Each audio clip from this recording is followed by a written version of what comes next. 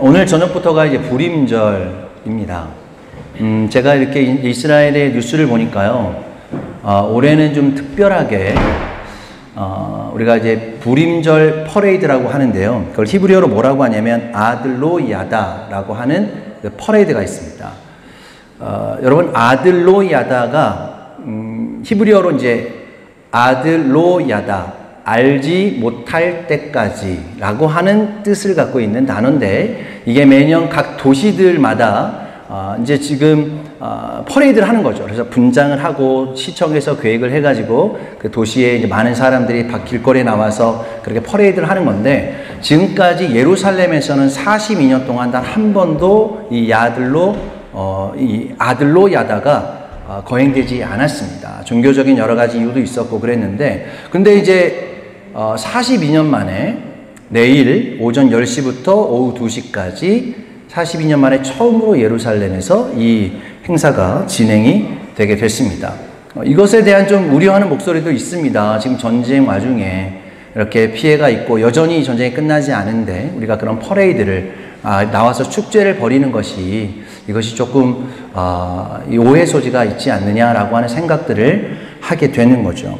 그러면서 이제 이 주최하는 측에서 두 가지를 이야기를 했는데요. 첫 번째는 원래 이 아들로 야다라고 하는 뜻이 탈무드에 나오는 표현입니다. 한 랍비가 이게 원래는 이제 너무나 기쁜 나머지 술도 마시고 그 다음에 춤을 추고 해가지고 내 정신이 내가 지각하지 못할 때까지 놀아보자라고 하는 것이 원래 이게 아들로 야다라고 하는 뜻인데, 그게 첫 번째 의미가 그런 의미가 있었다면, 숨겨진 의미가 하나가 있는데, 그게 뭐냐면 이 전쟁의 아픔이 더 이상 알지 못하도록, 사라지도록 그렇게 우리가 이 축제를 함께 기념하고 나누자라고 하는 또 하나의 의미를 갖게 되는 거죠. 그래서 이번 예루살렘에서 하게 되는 이 퍼레이드의 그 두 가지 의미, 표면적인 의미와 숨겨진 의미가 바로 그렇게 됩니다.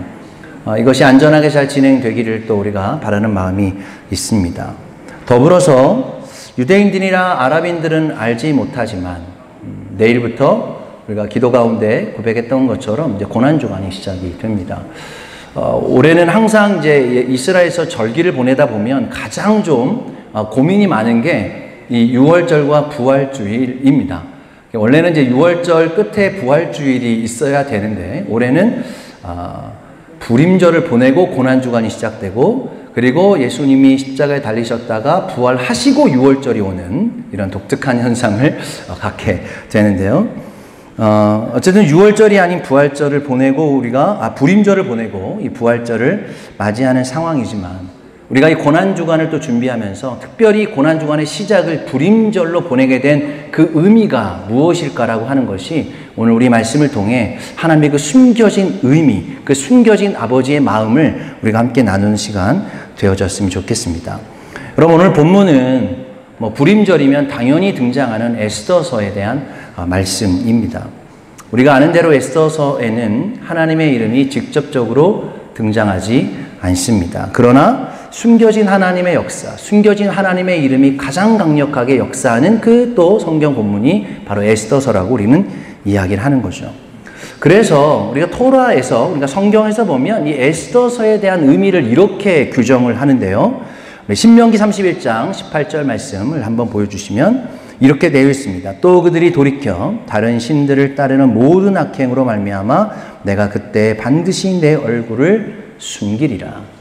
하나님께서 하나님의 일들을 하실 때에 의도적으로 하나님의 얼굴을 숨기실 때가 있다는 것이죠. 이때 여기서 내가 내 얼굴을 반드시 숨기리라 라고 하는 이 단어가 히브리어로 하스텔 아스티르라고 하는 단어입니다. 여러분 들어보니 무슨 단어가 여기에 속해 있을까요? 에스테르라고 하는 단어가 여기에 들어가 있습니다. 에스더는 사실은 히브리식 이름이 아니죠. 우리 성경에 보면 바로 페르시아, 그 당시에 이 바사 왕국의 그 페르시아어에 그 속해 있는 언어가 바로 이 에스텔이었어요. 그러면 원래 그 에스더의 이름이 무엇입니까? 하닷사였잖아요. 하닷사의 이름을 숨기시고 하나님께서 지금 에스더라는 이름으로 등장을 하셨지만, 하나님의 그 가장 중요한 때에 하나님의 얼굴과 하나님의 이름을 숨기시고, 그렇지만 하나님이 안 계신 것이 아니라 하나님의 강력한 것을 그 에스더서를 통하여 드러내시는 방법이 바로 하스틸 아스틸이라고 하는 내가 반드시 숨기리라고 하는 하나님의 마음이 이 에스더서에 담겨져 있게 됐습니다. 그래서 에스더서 역시 익명으로 인하시는 가장 강력한 하나님의 능력이 곳곳에 드러나 있다는 것이죠. 그래서 대표적으로 보면 우리 에스더 4장 14절에 보면 모르드게가 에스더에게 이런 이야기를 합니다. 내가 만일 잠잠하여 말이 없으면 유다인들은 다른 데로 말미암아 노임과 구원을 얻으려니와 너와 내 아버지 집은 멸망하리라. 지금 이제 모르드게가 에스더에게 간절히 이야기하면서 너가 안 해도 돼. 너가 지금 금식하지 않아도 돼. 너가 왕께 나아가지 않아도 된다. 그러나 그렇게 하더라도 하나님은 다른 데에서부터 이스라엘 백성들을 구원하시는 건 하나님의 뜻으로 이미 정하셨다는 거죠. 그런데 문제는 너와 나의 집이 멸망을 당할 것이다. 하나님께 심판을 받을 거라고 이야기를 하고 있습니다. 여기에서 다른 데로부터라고 하는 단어가 마콤 아헤르라고 하는 단어인데 이것이 이제 하나님에 대한 우리 익명의 하나님의 표현들인 거죠. 하나님은 여전히 이스라엘 백성들을 구원하기로 계획하시고 작정하셨다. 그 숨은 하나님의 이름이 그렇게 등장하고 있습니다. 여러분 에스더서를 읽으면서 뭐 10장 정도 되는 거니까 그렇게 이제 긴 성경 본문은 아닙니다. 그래서 이제 저도 이번 한 주 동안 뭐 다바그 기도에서 계속 말씀은 읽고 있지만 따로 시간을 내서 에스더서를 이제 계속 10장이니까 하루에 한 번씩은 계속 이제 읽게 되었는데요. 여러분 에스더서에 관련된 영화도 좀 있고 또 뭐 책도 있고 여러 스토리들은 뭐 이미 여러분들은 아실 텐데 여러분이 에스더라고 하는 하나의 영화로 본다면 여러분들이 생각할 때 이 에스더서에서 가장 하이라이트, 가장 클라이막스 부분이 어디라고 생각이 드시나요? 영화상에서 보면 이제 가장 이제 이 긴장감이 고조되다가 마지막 그 클라이막스, 하이라이트의 그 긴장감이 고조되고 그것이 반전이 되어지는 역사에 뭔가 해결이 되어지는 이 영화의 그 해결되어지는 포인트, 하나님이 가장 강력하게 숨은 하나님이시지만 가장 강력하게 일하셨던 그 하이라이트의 부분, 클라이막스는 어느 부분이라고 여러분들 생각하시나요? 뭐 어떤 분들은 에스더가 금식하며 죽으면 죽으리라 하면서 그 죽을 각오로 왕께 금식하며 나아갔던 그 장면이라고 생각할 수도 있습니다. 어떤 사람들은 모르드게가 그 성문 앞에 있다가 이 하만이 지나가는데 그 다 절을 하라고 하는데 끝까지 절을 하지 않고 그래 버티고 있는 그런 장면이라고 생각할 수 있습니다. 한편에는 하만이 모르드게를 죽이려고 나무를 세웠지만 반전에 하나님이 그 나무에 모르드게가 죽인 것이 아니라 하만이 달려 죽게 되는 그 장면이 한편에 뭐 하이라이트라고 생각할 수가 있겠죠. 근데 저는 개인적으로 바로 오늘 이 본문이 에스더 전체를 봤을 때 가장 그 다이나믹하고 하나님이 역사하시는 하이라이트 부분이 바로 오늘 6장 1절, 2절, 3절 말씀이라고 저는 개인적으로 생각이 듭니다. 여러분 이제 벼랑 끝에 몰린 유대 민족은 오늘의 성경의 사건을 통해서 왕의 한 가지 행동을 통해 놀라운 반전이 일어나고 있습니다. 오늘 1절 말씀을 다시 한번 좀 읽어보겠습니다. 그날 밤에 왕이 잠이 오지 아니하므로 명령하여 역대일기를 가져다가 자기 앞에 읽히더니 여러분 오늘 이제 그날 밤이라고 하는 이 밤은 그날 오전부터 해서 에스더가 금식하고 왕께 나아갔습니다. 그래서 왕이 이제 너의 요청이 무엇이냐 무엇이든 다 들어주겠다라고 이야기를 하니까 내가 당신과 하만을 위하여 잔치를 벌이겠사오니 꼭 오셔서 이 함께 잔치에 참여해 주십시오라고 간절히 부탁을 한 거죠. 그래서 하루 종일 그날 잔치를 벌이고 기쁨으로 먹고 나누고 그날 밤에 지금 일어난 사건이 됩니다. 그런데 오늘 이날 밤에 보니까 왕이 잠이 오지 않았다는 거죠. 여러분 이게 우리가 평상시에 보면 잠이 오지 않는 경우들을 좀 경험하지 않습니까? 나이가 좀씩 들면 들수록 저녁에 빨리 잠이 드시나요? 저는 요즘에 저녁에 잠이 잘 안 와가지고 그런데 왜 잠이 안 왔을까? 왕이 오늘 왜 성경에 보면 잠이 오지 않았을까? 사실 상식적으로 생각해보면 잠이 잘 왔어야 됩니다. 왜냐하면 하루 종일 잔치를 했잖아요. 아마도 잔치했으면서 술도 마셨겠죠. 뭐 유흥도 즐겁겠죠. 뭐 그랬으니 당연히 몸도 나른해지고 많이도 먹고 또 많이 얘기도 하고 뭐 춤추도 췄고 그랬으니까 당연히 이날 저녁은 잠을 잘 자야 되는 게 맞는데 잠이 오지 않았다는 거예요.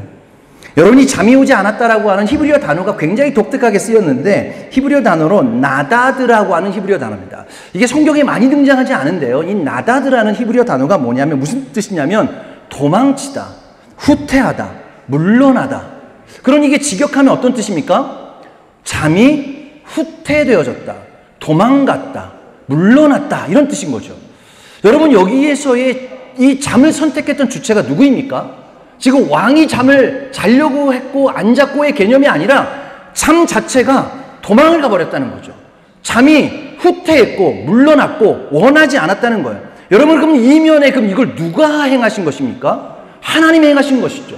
오늘 숨은 하나님의 그 역사가 물론 처음부터 계속적으로 드러나고 있지만 하나님께 직접적으로 개입하셔서 지금 하나님의 역사를 지금 행하고 계시는 한 장면이 뭐냐면, 오늘 왕이 그렇게 피곤함에도 불구하고 하나님께서 그 잠을 그 왕으로부터 빼앗아서 후퇴시키시고 물러가게 하셨다라고 하는 장면으로 우리가 이해할 수 있는 것이죠.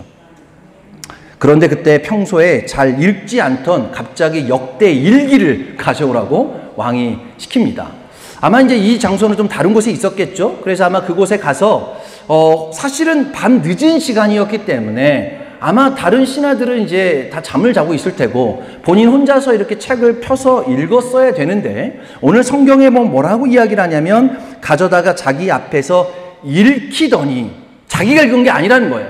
다른 신하를 불러서 네가 좀 한번 읽어봐라, 이렇게 이야기를 했다는 거죠. 그러니까 신하들이 지금 계속 읽고 있는데 그 장면 가운데 오늘 중요한 한 사건을 지금 읽게 되었다라고 이야기를 합니다. 늦은 밤 혼자 역대일기를 읽지 않고 신하들을 시켜 읽게 했기에 내용뿐만 아니라 그 역사의 평가를 본인이 몰랐던 것을 신하를 통해서 지금 듣게 되어진 장면을 우리가 이해할 수 있다는 거죠. 이건 역시 누가 일하시는 겁니까? 하나님께서 개입하셨던 것이죠. 자, 2절 말씀에 보면 그 속에 기록하기를 문을 지키던 왕의 두 넷이 빅다나와 데레스가 아하수에르 왕을 암살하러 가는 음모를 모르드게가 고발하였다 하는지라. 자, 역사 속에 지금 이제 이 장면이 기록되어 있는 것을 지금 알게 됐고 깨닫게 되었다라고 이야기를 하죠. 여러분, 여기에서 이제 그 속에 기록하기를이라고 하는 이 단어도 히브리어에 보면 바이마제, 맞자 동사, 발견되어졌다라고 이렇게 표현을 합니다. 여러분, 유대학자들은 이것을 무엇이라고 얘기하냐면 지금 기록되어졌다라고 이야기 아닌가, 발견되어졌다는 거죠. 수동태로 썼습니다. 그러면 이것은 왕이 일부러 찾았거나 신하들이 일부러 찾은 것이 아니라 하나님께서 그 페이지를 들어서 발견되어지게 한 것이죠. 하나님의 강력한 의도가 지금 여기에서 드러나고 있습니다. 여러분, 에스더서를 읽어보면 굉장히 많은 수동태가 등장을 합니다. 여러분, 수동태의 의미는 무엇이죠? 내가 능동적으로 내가 내 의지를 갖고 했던 것이 아니라 하나님이 개입하셔서 하나님의 의도를 그 뭔가 되어진 것처럼 되어지도록 하나님께서 그렇게 푸시하셨던 의미가 바로 수동태의 의미로 계속 에스더서에서 지금 기록하고 있다는 거죠. 여러분, 그런데 왜 왕이 이 기록을 여기에 적혀 있는지 알지 못했을까요? 지금 오늘 성경에 보면 왕이 지금 이걸 읽고 난 다음에 이런 일이 나에게 있었느냐? 이런 일이 지금 여기에 기록되었느냐라고 지금 묻고 있는 상황이죠. 여러분, 몇 년 전에 자신을 죽이려고 했던 굉장히 큰 사건입니다. 어찌 보면 당연히 기억돼야 되고 이게 몇 년 지난 사건이 아니기 때문에 당연히 그것에 대한 자세한 기록과 누가 그것을 고했는지 어떤 상황으로 결과가 있었는지를 당연히 왕이 알아야 됨에도 불구하고 오늘 지금 이것은 발견되어져서 처음 읽는 것처럼 지금 이 왕이 이것을 처음 보는 사람처럼 그렇게 지금 기록을 하고 있다는 거죠. 그 이유에 대하여 유대학자들은 이렇게 이야기를 합니다. 여러분, 지금 이 장면은 어디에서 등장하느냐면 에스더 2장 23절 말씀에 그 일을 왕 앞에 궁중일기에 기록하니라. 오늘 지금 이제 이 두 사람이 등장해서 이 왕을 죽이려고 하는 이 모함, 음모를 꾸미고 그 사람들 잡아다가 죽였다라고 하는 장면이 2장 23절에 나오게 되는데, 여기도 기록되었다라고 하는 단어가 이제 이 수동태로 되어져 있는데, 그래서 이 유대학자들은 이것이 기적적으로 기록되었다는 거죠. 사람들이 그냥 기록한 것이 아니라 그때에는 이것이 안 기록되었는데 아니면 다르게 기록되었는데 하나님께서 이것을 개입하셔서 그렇게 기록되도록 의도하셨다라고 지금 이야기를 하고 있습니다. 여러분, 여기에는요 또 한 가지 중요한 하나님의 숨겨진 의도가 있는데, 여러분 오늘 이제 말씀을 다시 한번 2절 말씀을 좀 보여주십시오. 띄워주시면, 자, 2절 말씀에 여기를 음모를 꾸몄던 두 사람이 등장을 합니다. 그 사람의 이름이 뭐라고 지금 써 있습니까? 빅다나와 데레스였더라. 자, 그런데 다시 우리 다음 장에 보면 2장 23절 말씀에 보면 21절에 보면 다시 이 사건을 얘기하면서 두 사람의 이름을 다시 한번 기록하고 있는데요. 자, 두 사람의 이름을 좀 보십시오. 뭐라고 기록되어 있습니까? 빅단과 데레스라고 다음 장.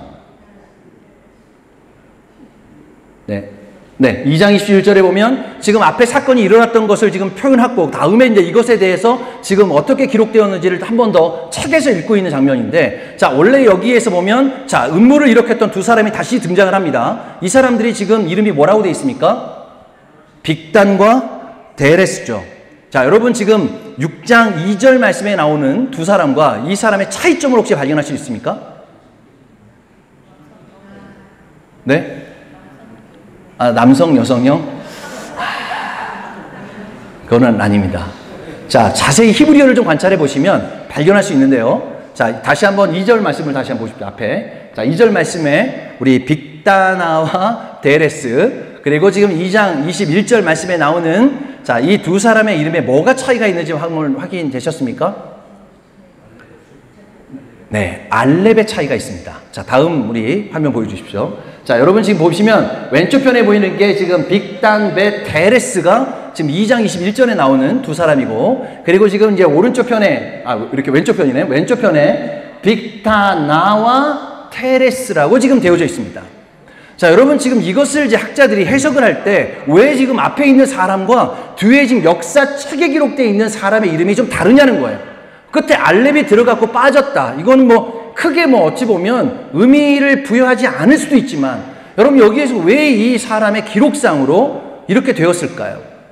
여러분 앞에 2장 21절 말씀은 실제 팩트를 지금 기록하고 있는 겁니다. 원래 이름이 뭐냐면 빅단과 테레스죠. 그런데 기록되어져 있기를 어떻게 기록되어졌다고 지금 이야기합니까? 빅다나와 테레스라고 기록하여 있다는 거죠.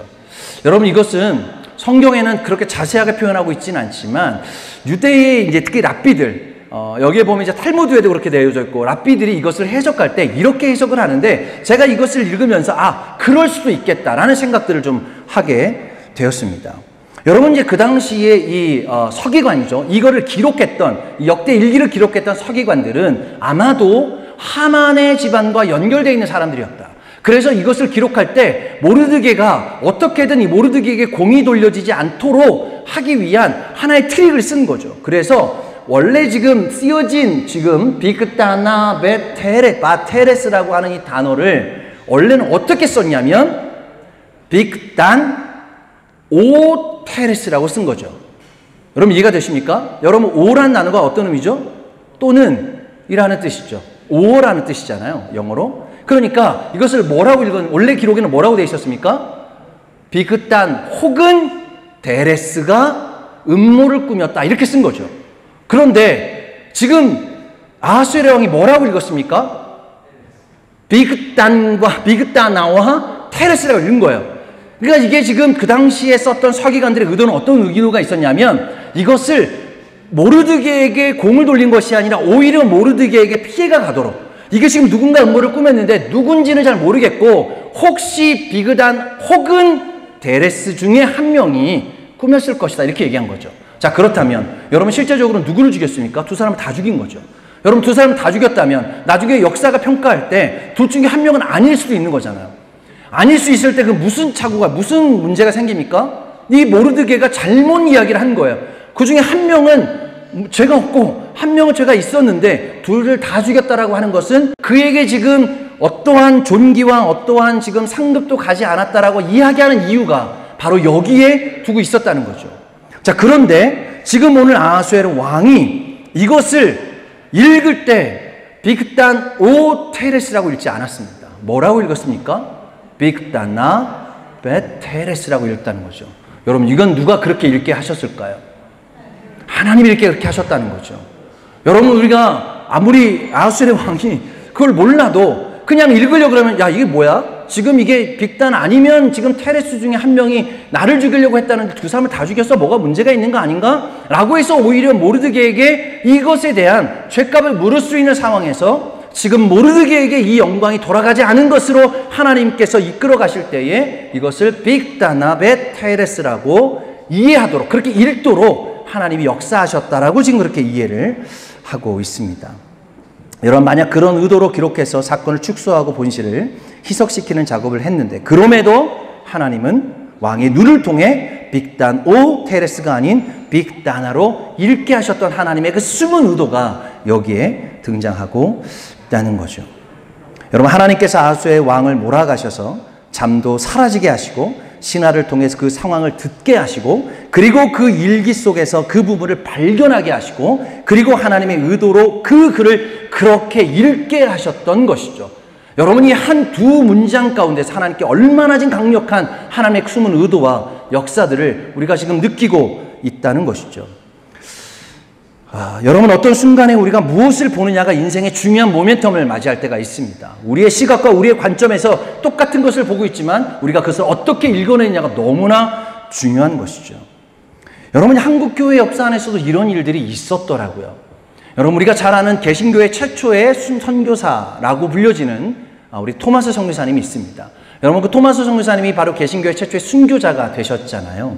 우리가 토마스 선교사님에 대한 이야기를 너무나 잘 알고 있을 텐데 우리가 간단하게만 우리가 정리를 하자면, 여러분, 개신교 이 영국의 웨일즈에서 목사님의 아들로 태어났던 이 토마스 목사님이 아주 어린 23살에 바로 영국 교회에서 파송을 받아서 바로 이 중국 땅으로 선교사로 들어가게 됩니다. 근데 그때에 자기의 아내와 함께 이 중국 땅으로 들어가게 된 거죠. 근데 그 당시에 안타깝게도 임신 중이었던 이 토마스 선교사님의 아내가 그 당시에 너무 스트레스와 풍토병과 여러 가지 환경들이 바뀌는 것의 스트레스로 아이가 유산되면서 안타깝게 사모님이 그 아내가 죽게 되었습니다.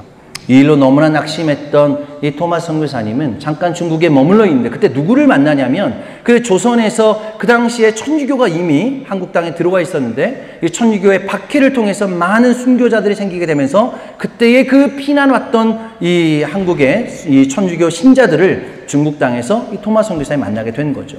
그때의 이 이야기를 듣고 난 다음에 한국 이 조선에 대한 하나님 선교의 열정이 일어나면서 그때 우리가 너무나 잘 알고 있는 제너럴 셔먼호의 통역관으로 1866년에 조선으로 들어가게 되었습니다.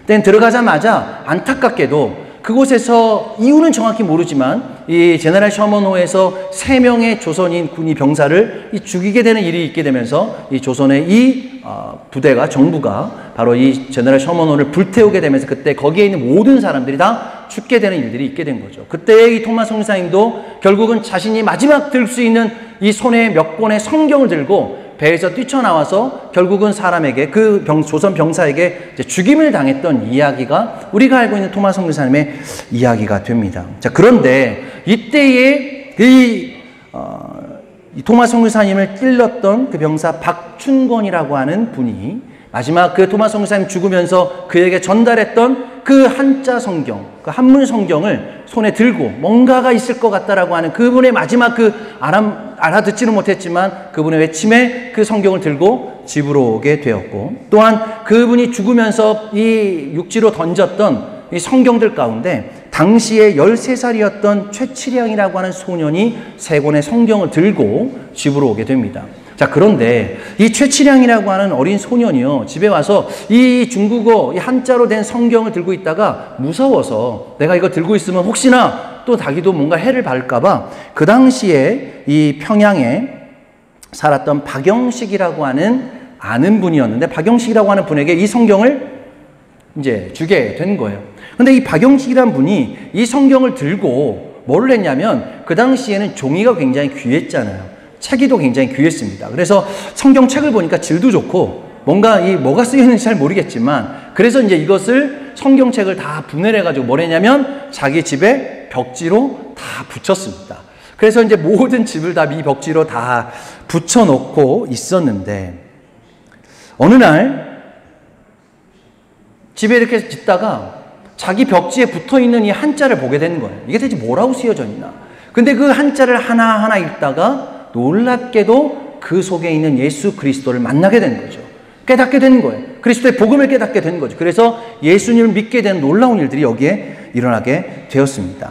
여러분, 나중에 이 아까 우리 이 최치량이라고 하는 어린 소년이 나중에 커서 이 박영식이라고 하는 이분의 집을 사게 됩니다. 그리고 사가지고 무엇을 만들었냐면 소위 이제 주막을, 술집을 만든 거죠. 주막을 만들어서 거기에서 사람들이 이제 오고 가고 또 숙박을 하는 그런 집으로 사용을 했는데, 그 일이 있고 난 다음에 토마스 선교사님이 죽은 지 27년이 지나고 난 다음에 이 최치량이라고 하는 분이 이제 어느 정도 커서 성이 되었을 때에 그 당시에 이 마펫 선교사님이 평양으로 와서 복음을 전할 때가 바로 그 집에 들어가게 된 거죠. 자, 그 집에 들어갔는데 놀랍게도 벽지에 성경이 기록되어 있는 것을 발견하게 된 거예요. 그래서 그때에 이 최치량이라고 하는 분과 이 성경에 대한 이야기를 하게 됩니다. 여러분, 저는 이 장면을 보면서 어떤 장면이 떠올랐냐면, 오늘 아하수에로 왕이 잠이 오지 않아 이 서재에 들어가서 역대지략의 왕들의 이야기를 일기를 꺼내서 읽는 그 장면, 그 가운데 하나님이 개입하셔서 그것을 이해하게 하시고 그것을 하나님의 의대로 읽게 하시고 깨닫게 하시는 장면과 오늘 동일하게 바로 이 최치량의 집이, 그리고 거기에 선교사님이 오셔서 그 27년 동안, 수십 년 동안 그 안에 벽지가 남아있어서 그 벽지를 보고 이야기하게 하시고 그것을 통해서 하나님이 그 가운데 그 집에 복음이 들어가게 하시는 놀라운 일들을 행하게 하셨다는 거죠. 여러분, 지금 이 집이 결국은 우리가 너무나 잘 알고 있는 평양의 최초의 교회였던 장대현 교회의 장소가 바로 이 집이 되어지게 되었습니다.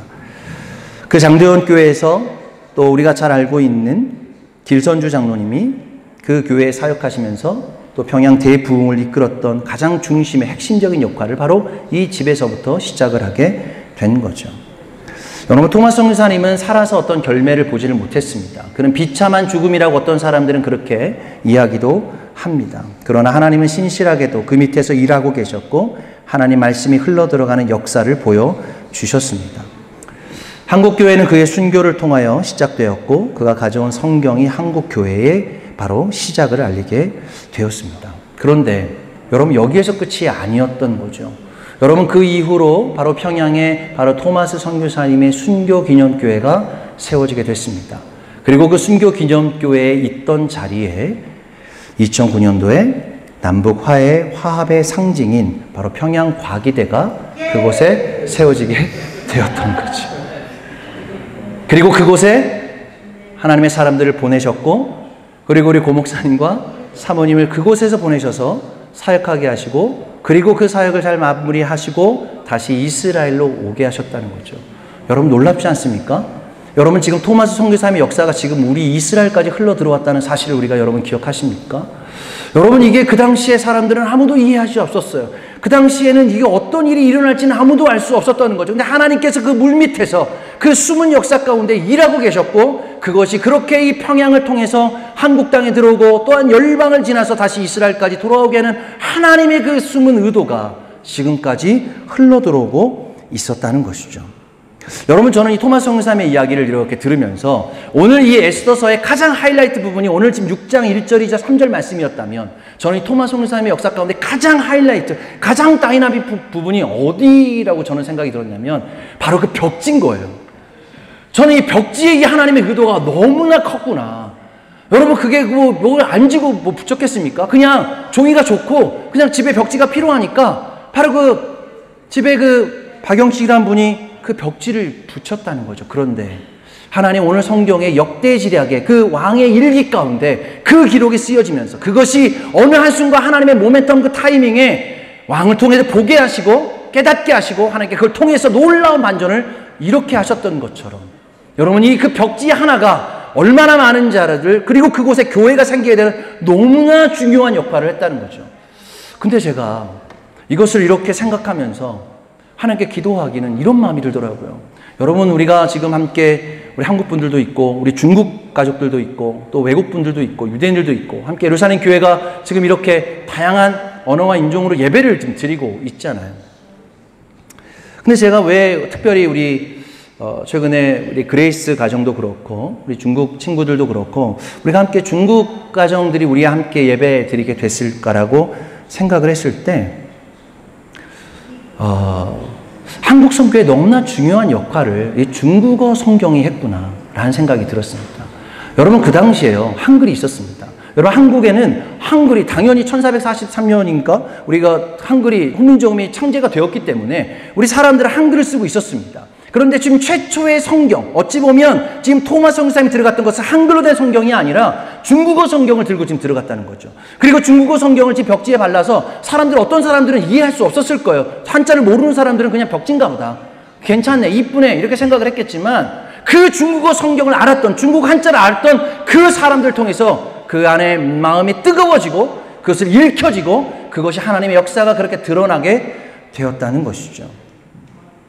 여러분, 예루살렘 교회가 이스라엘 품고 기도할 때 우리 중국뿐 아니라 다른 민족과 그리고 다른 언어와 우리 교회에 벽에 붙여 함께 예배해야 되는 이유가 여기에 있습니다.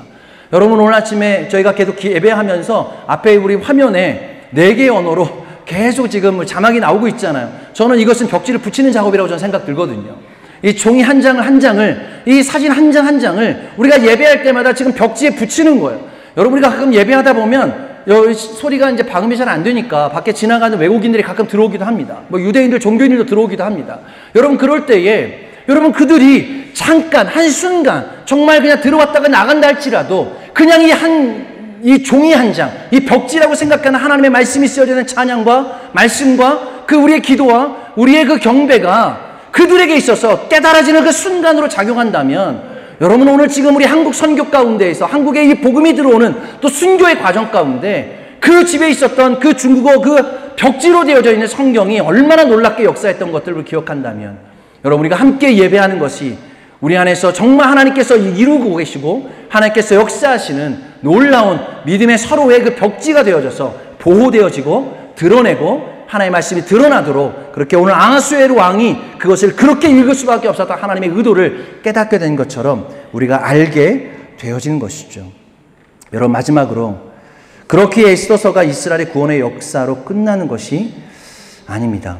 여러분, 우리 이스라엘 백성들이 왜 지금까지 이 불임절을 지키고 있습니까? 오늘 저녁부터 불임절을 시작하면 이제 사람들이 나와서 스프레이도 뿌리고 변장도 하고 분장도 하고 이런 어떤 것들을 하는데, 그런 것이 중요한 것이 아니라 왜 지금까지 이 불임절의 사건이 지금까지도 이스라엘 백성들에게 지켜지고 있냐는 것이죠. 여러분, 에스더서 9장 26절 말씀에 그렇게 이야기를 합니다. 무리가 부르의 이름을 따라 그 두 날을 불임이라 하고 유다인들의 이 글이 모든 말과 이 일을 보고 당한 것으로 말미암아 뜻을 정하고 자기들과 자손과 자기들을 화합한 자들이 해마다 그 기록하고 정해놓은 때에 이 두 날을 이어서 지켜 패하지 아니하기로 작정하고 각 지방 각 읍 각 집에서 대대로 이 두 날을 기념하여 지키되 이 불임일을 유다인 중에서 패하지 않게 하고 그들의 후손에서 계속하여 기념하게 하였더라. 여러분, 이 말씀을 지켜낸 거죠. 그래서 불임절은 그냥 그 사건으로, 그냥 구원받은 사건으로 끝난 것이 아니라 그 자자손손으로 이스라엘 백성들이 하나님이 작정하신 그 마음들을 지금까지도 연결되어져서 지키고 있는 마음들이 연결이 되어진 것이죠. 도마 선교사님이 지금 바로 이 과기대로 연결되어진 것처럼, 여러분, 사실 에스더에서의 시작은 저는 에스더 1장부터 10장까지라고 생각하지는 않습니다. 하나님의 창세기부터 그리고 에스더까지, 그리고 지금 우리가 살아있는 곳까지 연결되어 있다는 거죠. 여러분, 그런데 에스더서를 읽다 보면, 여러분, 지금 이제 이 에스더서 안에서는 저는 이 가장 하이라이트 부분이 오늘 6장 말씀이라고 생각이 드는데, 여러분, 성경 전체로 봤을 때 에스더의 역사를 이야기할 때 가장 클라이막스, 가장 하나님의 그 숨은 의도가 담겨져 있는 그 사건은 어떤 사건일까요?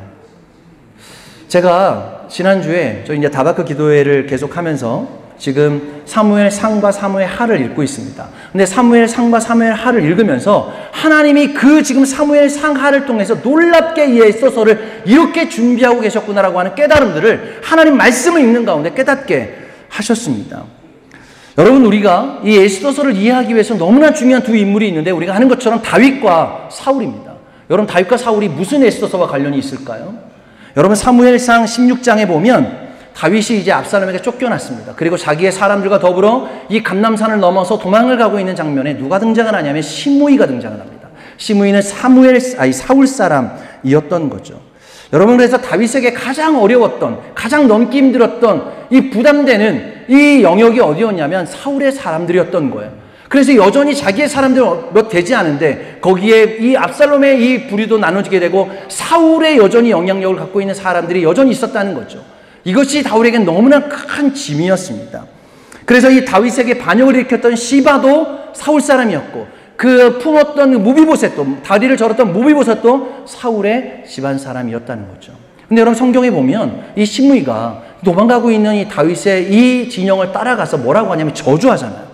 막 돌을 던지고 먼지를 일으키고 너희가 당연히 죽을 것이다. 너희의 이 사악한 자여, 너희 악한 자들이여, 막 이러면서 다윗을 향해서 신랄하게 비판과 더불어 저주하는 장면이 나오게 되는 거죠.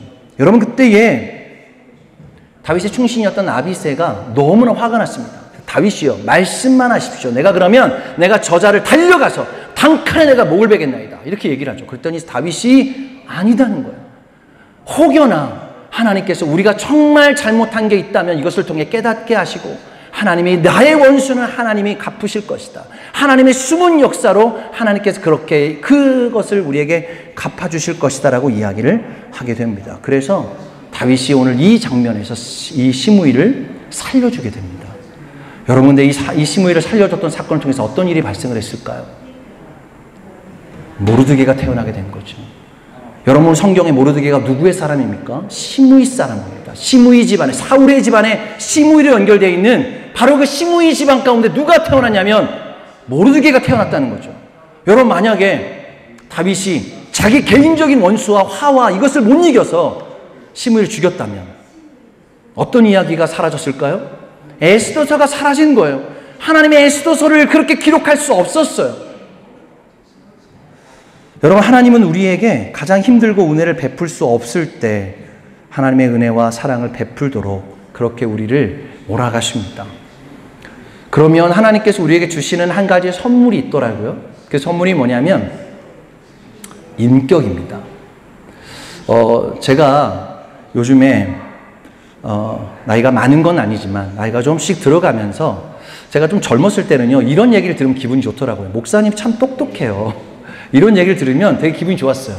목사님 굉장히 스마트하고 똑똑하고 막 이런 얘기를 들으면 기분이 좋았거든요.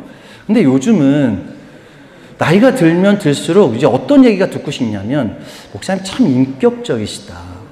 목사님 참 어른 같다.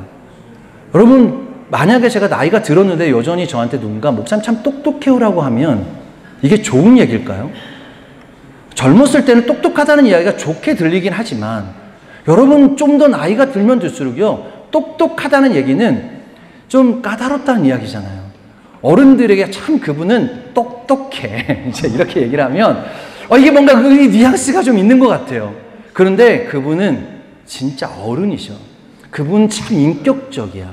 라고 듣는 것이 저는 이제 우리의 삶에 필요하지 않나. 제가 예루살렘 교회를 이렇게 있으면서 제일 큰 은혜가 뭐냐면, 참 똑똑하신 분도 많은데요, 그 똑똑함이 인격적인 분들이 저희 교회 안에 너무나 많으세요. 제가 그게 너무나 감사하더라고요. 한 분 한 분이 저보다 다 나이가 많으시고 경험도 많으시고 그렇지만 아는 것도 많으시고 정말 똑똑하신데 그곳에서 그치지 않고 그냥 정말 겸손하게 인격적으로 어른답게 어른스럽게 이 교회를 섬겨주고 계신 그 마음이 저 안에는 너무너무 감사하더라고요. 이게 저 안에 얼마나 큰 은혜인지를 그렇게 발견하게 됐습니다. 여러분, 다윗이 자기가 이 은혜를 베풀 때에 정말 그 절대적인 권력을 갖고 베푼 게 아닙니다. 지금은 왕자리도 뺏기고 쫓겨나면서 아들에게 쫓기는 이 상황에서 베풀었던 은혜였던 거예요. 여러분, 오늘 다윗이 시므이를 죽이지 않고 자비를 베푼 사건, 이 사소한 일 같지만 이 일을 통해서 하나님의 역사 가운데 어떤 일이 일어나는지 우리가 너무나 에스더서를 통해서 우리가 알 수 있게 됩니다. 여러분, 그런데 또 한편으로는 사울의 이야기를 통해, 여러분, 사울이 바로 이 사무엘상 15장에 보면 왕이 되고 난 다음에 첫 번째로 했던 것이 바로 아말렉과의 전쟁입니다. 근데 사무엘이 부탁하기를, 너가 아말렉과 전쟁을 해서 이기면 하나도 남기지 않고 다 모든 것을 진멸하라고 이야기를 하죠. 그런데 사울이 명분이 좋습니다. 살찐 것들, 좋은 것들을 남겨두고 또 거기에 또 죽여야 되는 아가광을 죽이지 않고 그 가족들을 살려주는 일이 있게 되죠.